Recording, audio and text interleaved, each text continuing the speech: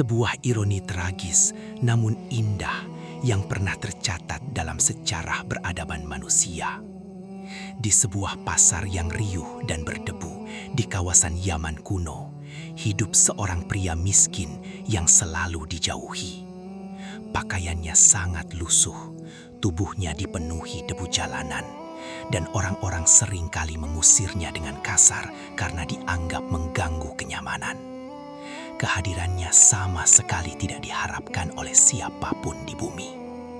Namun, di tempat yang terbentang ribuan kilometer dari sana, sang penguasa separuh bumi, Khalifah Umar bin Khattab, justru menghabiskan waktu bertahun-tahun lamanya hanya untuk mencari keberadaan pria dekil ini.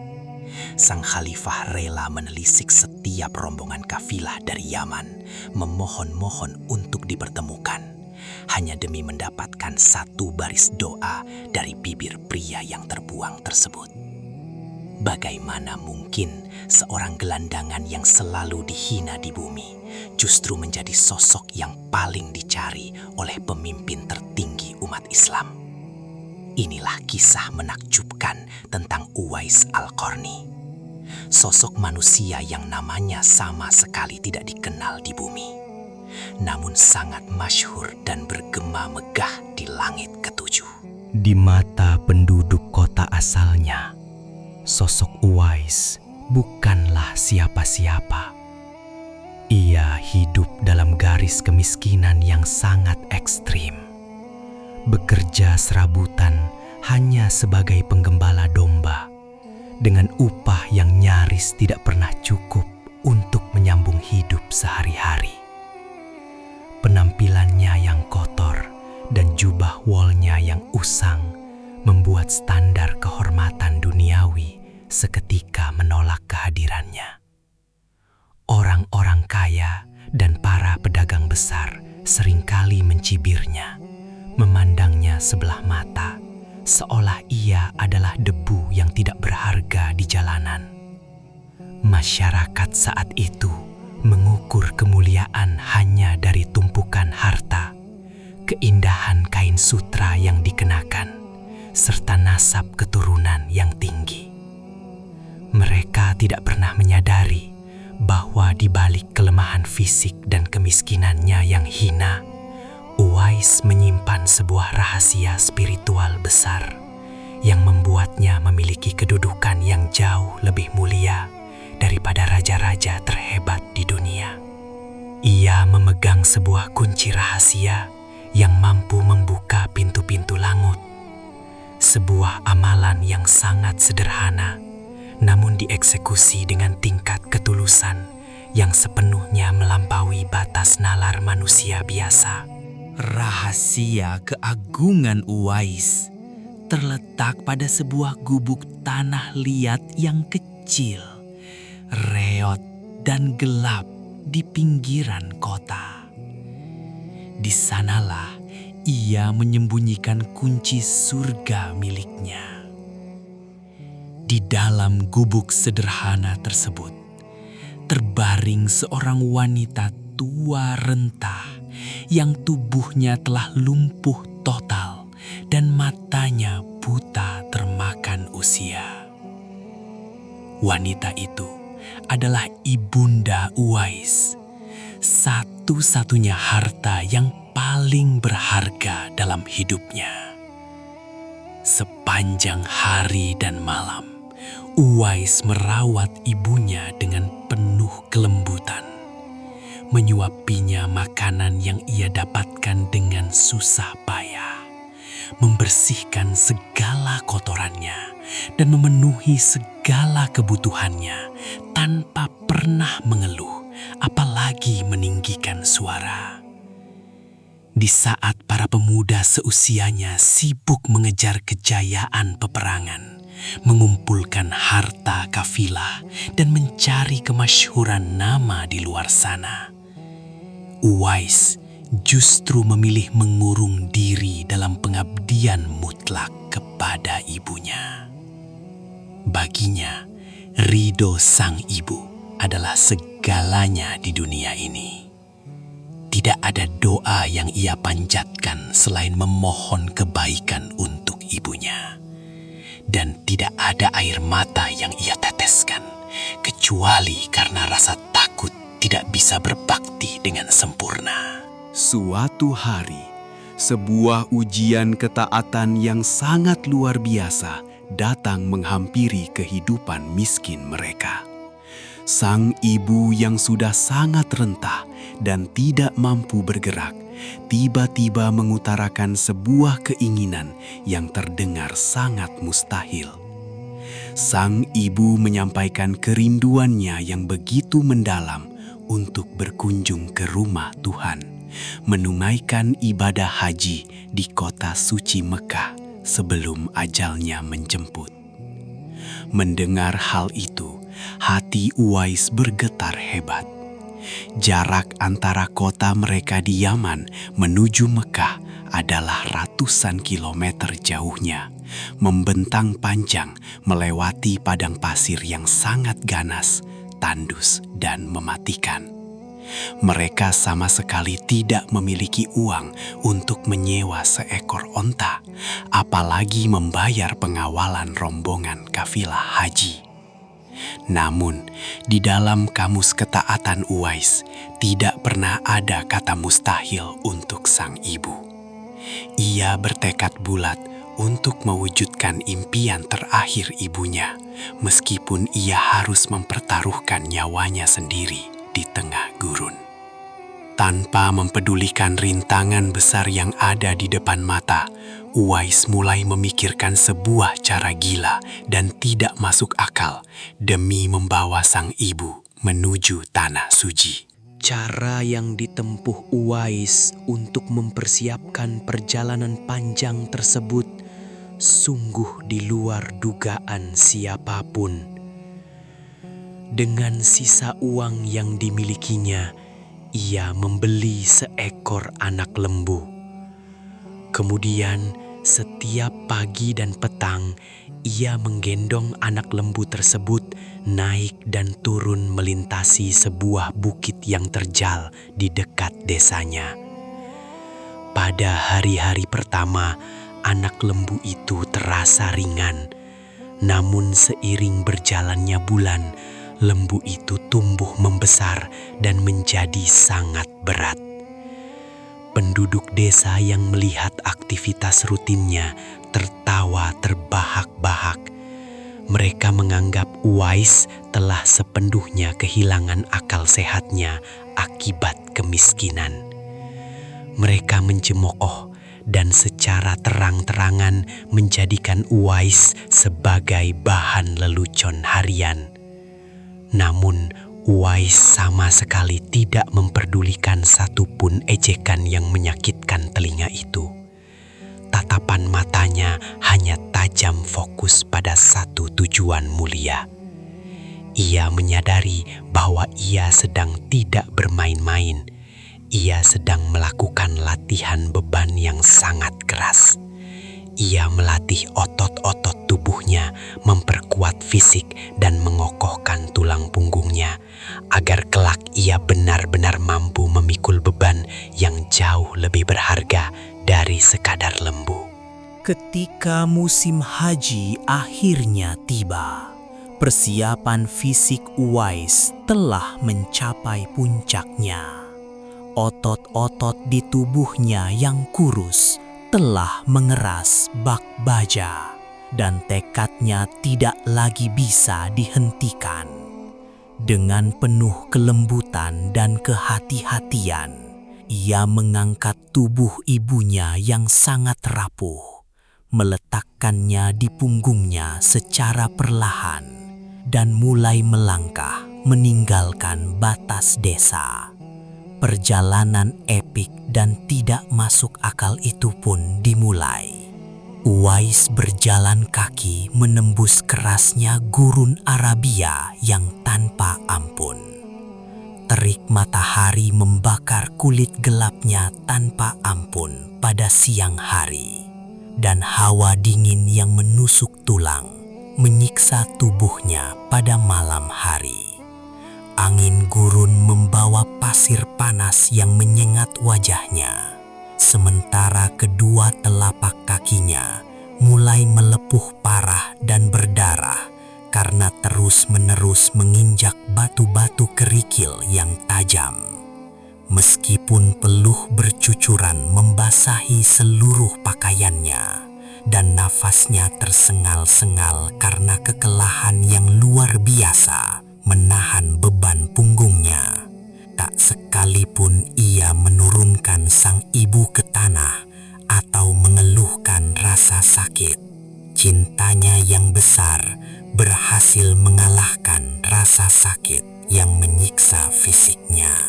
Setelah melewati perjalanan panjang yang menyiksa selama berminggu-minggu lamanya, dan setelah berhasil menyeberangi lautan lahar pasir yang mematikan, langkah gontai Uwais akhirnya tiba di batas kota suci Mekah. Di hadapan mereka kini berdiri bangunan suci Ka'bah yang sangat diagungkan. Mata sang ibu yang buta memang tidak bisa melihat bangunan hitam tersebut. Tetapi mata hatinya bisa merasakan keagungan tempat suci itu dengan sangat jelas. Di tengah desakan lautan ribuan manusia yang sedang menunaikan ibadah haji, Uwais menolak untuk menyerah. Ia tetap menggendong ibunya yang semakin rapuh di punggungnya, lalu bergabung dalam barisan jamaah untuk mengelilingi Ka'bah dalam ritual tawaf. Setiap langkah pincang yang ia ambil di pelataran Ka'bah adalah saksi bisu dari pengorbanan heroik seorang anak manusia. Tubuhnya yang kurus kering dan pakaian usangnya yang dipenuhi debu perjalanan memang tampak sangat kontras dengan kemegahan Ka'bah. Namun, di mata para malaikat di langit, pemandangan tersebut jauh lebih indah dan bercahaya melebihi terangnya seluruh bintang di angkasa.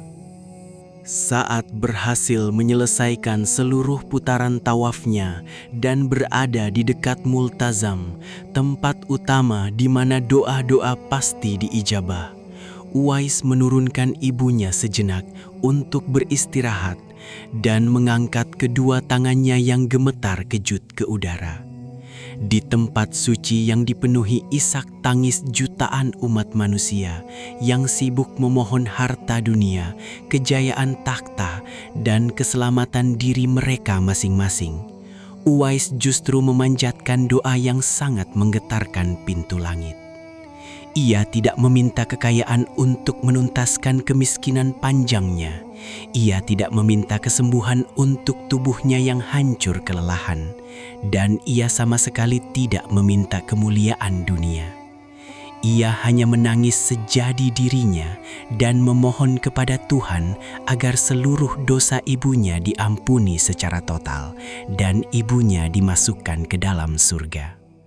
Mendengar doa anaknya yang sangat murni tersebut, sang ibu terharu luar biasa dan bertanya dengan lembut mengapa Uwais tidak mendoakan kebaikan bagi dirinya sendiri.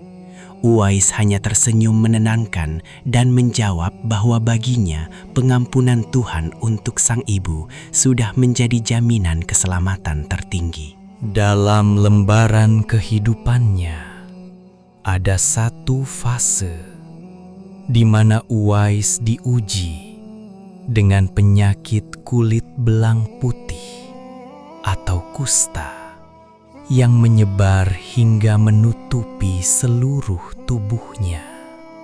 Penyakit yang mengerikan ini membuat masyarakat desanya semakin menjauhi dan menganggapnya sangat menjijikan untuk didekati. Dalam kepasrahannya yang total, Uwais berdoa kepada Allah, memohon kesembuhan semata-mata agar ibunya tidak perlu merasa sedih dan terbebani melihat penderitaan fisiknya. Namun, dalam lantunan doanya, ia meminta sebuah syarat, permintaan yang sangat unik dan tak biasa. Ia memohon dengan sungguh-sungguh agar penyakit itu disembuhkan sepenuhnya tanpa sisa. Tetapi ia meminta agar Tuhan tetap menyisakan satu bercak belang putih sebesar koin dirham di bagian lengan atau pundaknya. Alasan mendalam di balik permintaan aneh ini adalah agar kelak setiap kali ia melihat bercak tersebut, ia akan selalu teringat akan nikmat Allah yang luar biasa yang telah menyembuhkannya, sehingga hatinya tidak akan pernah bisa ditumbuhi oleh kesombongan.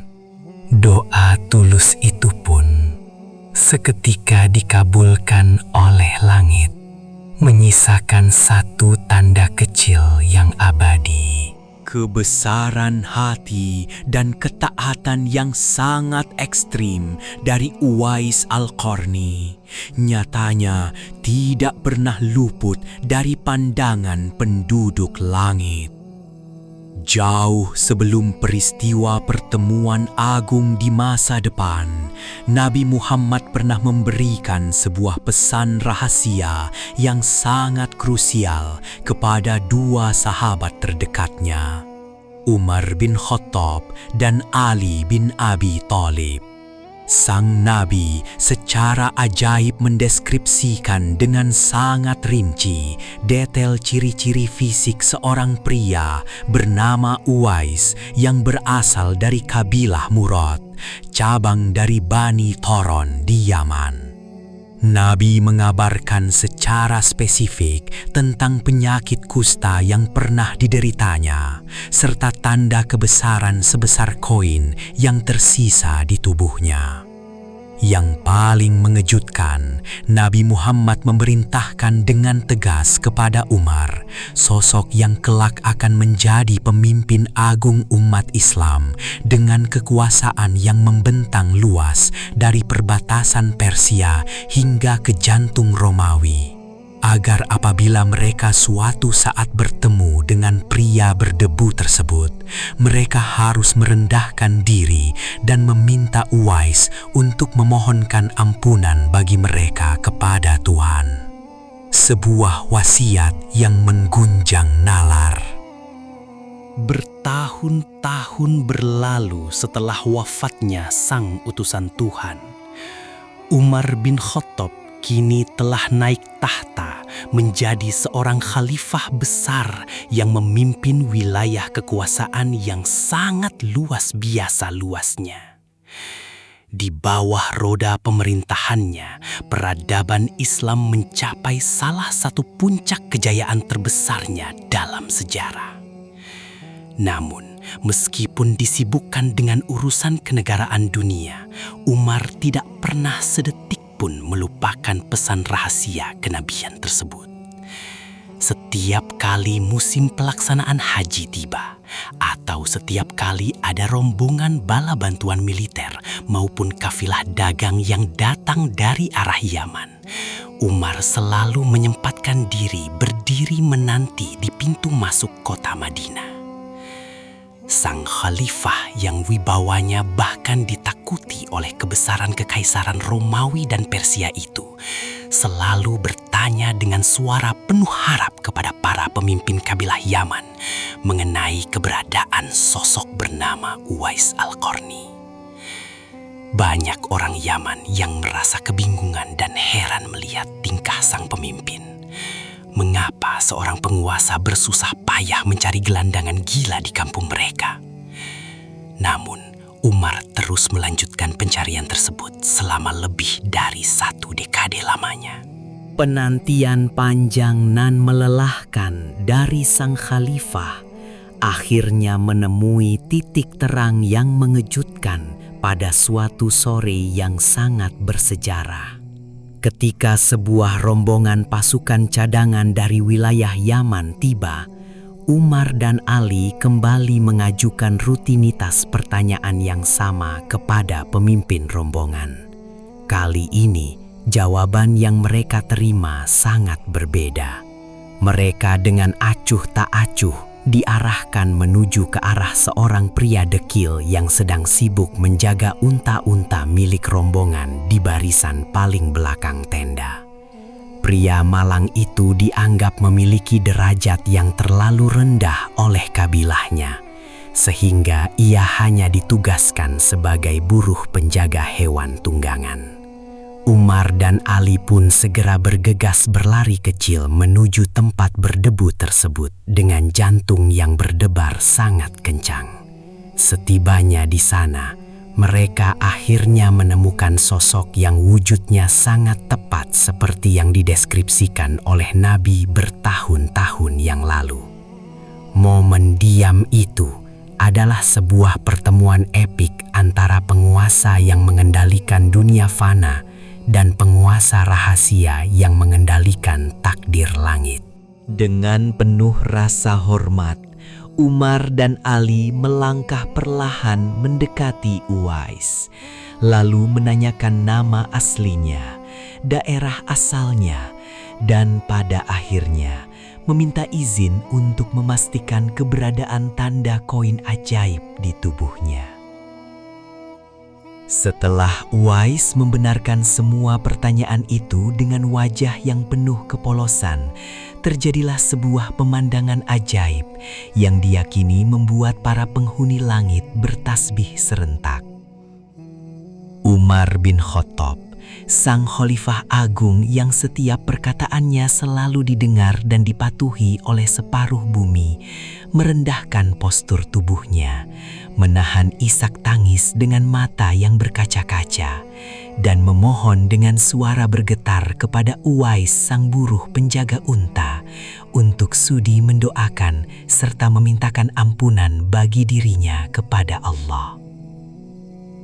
Pada awalnya, Uwais menolak dengan sangat halus dan terkejut, merasa dirinya hanyalah manusia berlumur dosa dan debu hina yang sama sekali tidak pantas mendoakan pemimpin besar kaum muslimin.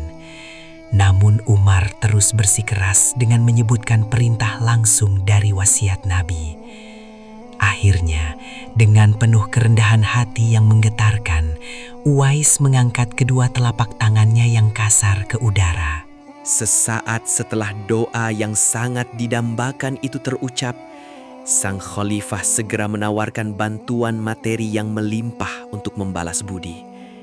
Umar berjanji dengan kekuasaannya akan segera menulis surat resmi kepada gubernur di daerah Yaman tempat Uwais tinggal untuk memberikan fasilitas kehidupan terbaik dan jaminan kesejahteraan negara seumur hidup. Namun, jawaban yang keluar dari mulut Uwais membuat sejarah tercengang. Pria miskin tersebut menolak semua tawaran kemewahan dan kedudukan tinggi itu dengan nada yang sangat sopan namun tegas. Ia menyatakan bahwa dirinya jauh lebih suka menjadi bagian dari rakyat jelata yang miskin, hidup damai di tengah kerumunan orang-orang kecil tanpa pernah dikenal dan tanpa dihormati oleh siapapun. Baginya, popularitas duniawi dan pujian manusia justru merupakan racun yang akan merusak keikhlasan ibadahnya. Segera setelah pertemuan luar biasa singkat yang membelah sejarah itu selesai, Uwais langsung mengemasi barang-barang kecil miliknya. Ia berjalan menjauh berlahan, menembus kabut debu padang pasir yang mulai gelap dan menghilang ke dalam keramaian tanpa meninggalkan jejak.